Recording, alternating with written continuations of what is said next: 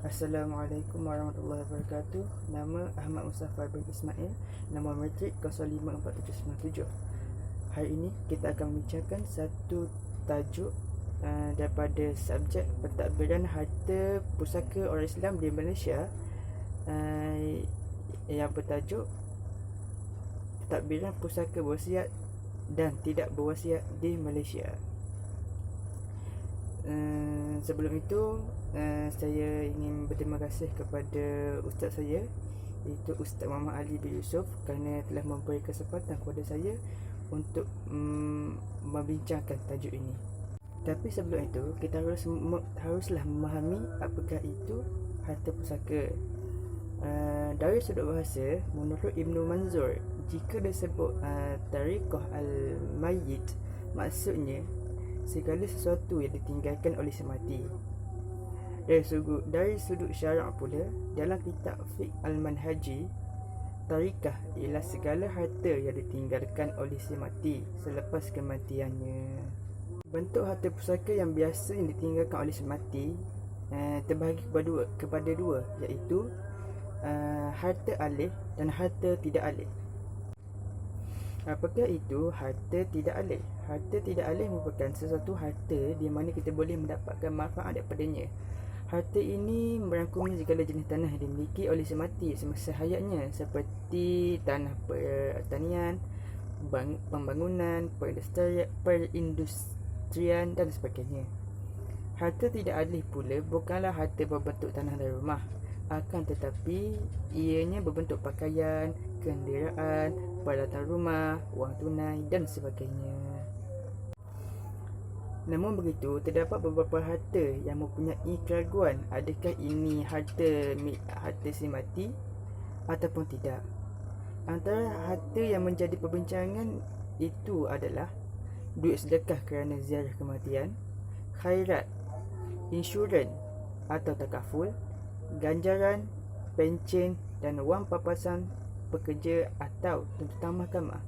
Jadi kita pergi satu persatu. Isu pertama ialah duit sedekah yang diterima dari orang yang menziarahi kematian. Dalam masalah ini, duit tersebut bukanlah hak milik semati. Hal ini kerana duit tersebut diperoleh selepas kematian semati. Maka duit tersebut menjadi hak milik waris yang terdekat yang menjaga dan mengurus semati, seperti isterinya, anaknya ataupun ayahnya. Isu kedua pula ialah duit khairat kematian. Dalam masalah ini terdapat dua jawapan. Duit ini akan menjadi harta peninggalan semati sekiranya semasa beliau hidup, bila bayar taruman atau yuran yang digunakan untuk urusan jenazah. Tapi jikalau dia tidak membayarnya, maka itu bukanlah harta pusaka. Jika duit ini diperoleh selepas selesai urusan jenazah, maka duit ini akan menjadi harta peninggalan yang tertakluk kepada hak berikutnya. Sekiranya ada waris yang menggunakan duitnya untuk proses pengurusan jenazah, maka duit khairat itu perlu dibayar kepadanya. Isu yang ketiga ialah insurans atau takaful. Untuk insurans, hanya caruman, iaitu modal saja yang tergolong dalam harta peninggalan mati. Faedah atau manfaat yang diterima dari caruman tersebut dianggap sebagai riba dan ianya diberikan kepada Baitul Mal. Bagi takaful pula, caruman juga merupakan satu harta peninggalan si mati. Akan tetapi faedah atau manfaat yang diperoleh daripadanya perlu dia rujuk kepada akad pencaruman itu sendiri. Isu yang keempat ialah ganjaran. Bagi ganjaran yang diterima semasa si mati masih hidup, maka ianya dikira sebagai harta pusaka.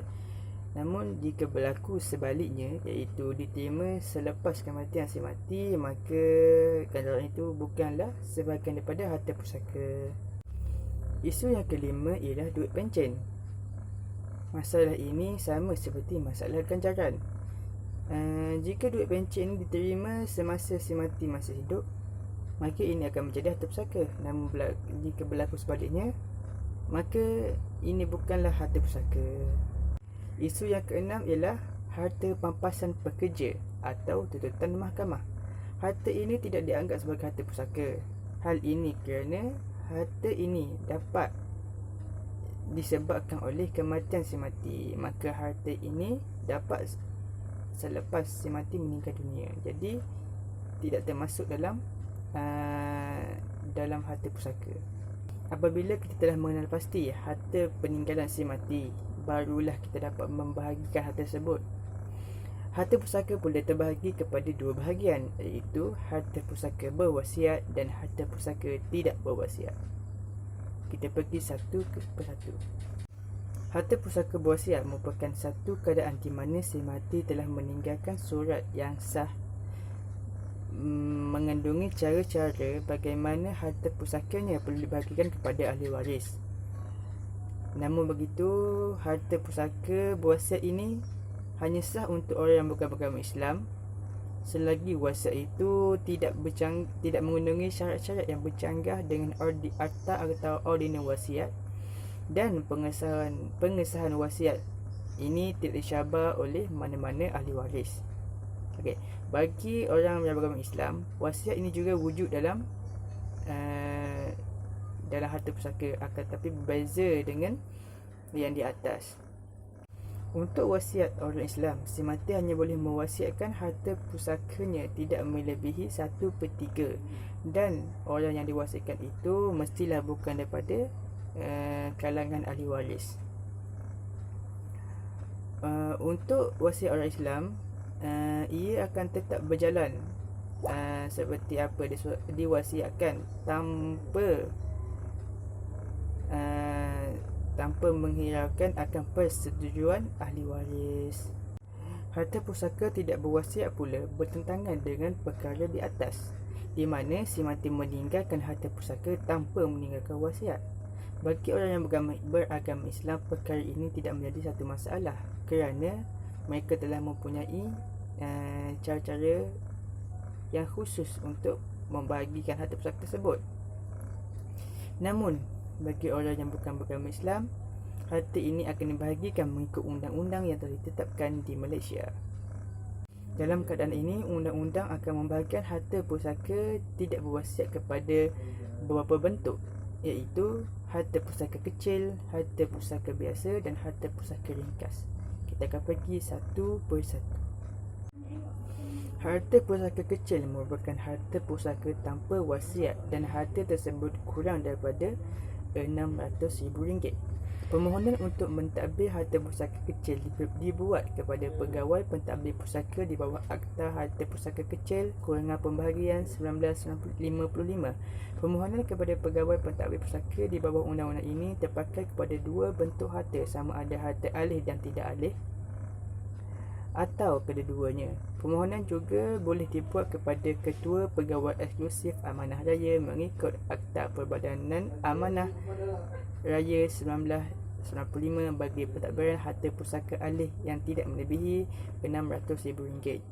Kedua-dua pegawai pentadbiran pusaka ini mempunyai kuasa di bawah undang-undang berkenaan untuk mentadbir dan menyelesaikan arisan pusaka si mati setakat nilai yang dibenarkan oleh undang-undang tanpa perlu kepada surat pentadbir.